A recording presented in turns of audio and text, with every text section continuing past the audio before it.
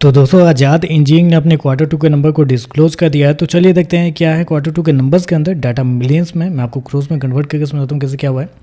तो देखिए पिछले क्वार्टर में कंपनी 137 करोड़ का रेवेन्यू जनरेट की थी ऑपरेशन के थ्रू। पिछले साल 111 करोड़ के आसपास, जबकि अभी देखें तो कंपनी का रेवेन्यू बढ़ के 145 करोड़ आपको ज़्यादा हुआ देखने को मिला। तो साल दर साल जाता है तो साल दर साल कंपनी के रेवेन्यू के अंदर एक अच्छी खासी तेजी आपको देखने को मिली। लगभग बोल सकते हैं 33% के आसपास का जंप है कंपनी के रेवेन्यू के अंदर। साल दर साल क्वार्टरली बेस पे जाते हैं तो क्वार्टरली बेस पे भी कंपनी के रेवेन्यू के अंदर लगभग 4% के आसपास की तेजी है। तो कंपनी का रेवेन्यू देखें तो आपको साल दर साल क्वार्टर बढ़ते हुए देखने को मिला है।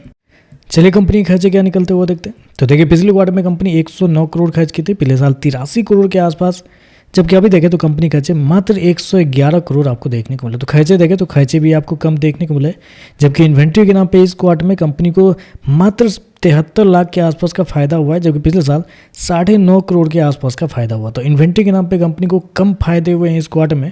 उसके बावजूद देखें तो कंपनी के खर्चे देखें तो खर्चे बहुत हद तक कंपनी के कंट्रोल में आपको देखने को मिला है।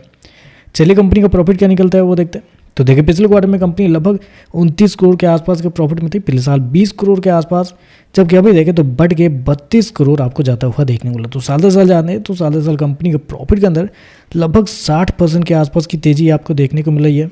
रेवेन्यू आपका 33% के आसपास बढ़ा है और कंपनी का प्रॉफिट आपको 60% आपको बढ़ते हुए देखने को मिला है। जबकि क्वार्टरली बेस पे जाते हैं तो क्वार्टरली बेस पे भी कंपनी के प्रॉफिट के अंदर लगभग 10% के आसपास की तेजी है। तो कंपनी का प्रॉफिट देखें तो प्रॉफिट भी आपको साल दर साल क्वार्टर बढ़ते हुए देखने को मिला है।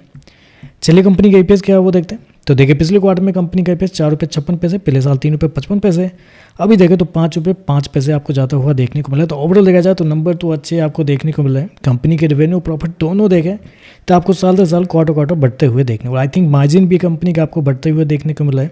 तो ओवरऑल देखें तो नंबर पॉजिटिव है। बाकी देखते हैं मार्केट इस पर कैसे रिएक्ट करता है। वीडियो पसंद आए तो लाइक कीजिएगा, साथ में साथ चैनल को सब्सक्राइब जो कीजिएगा।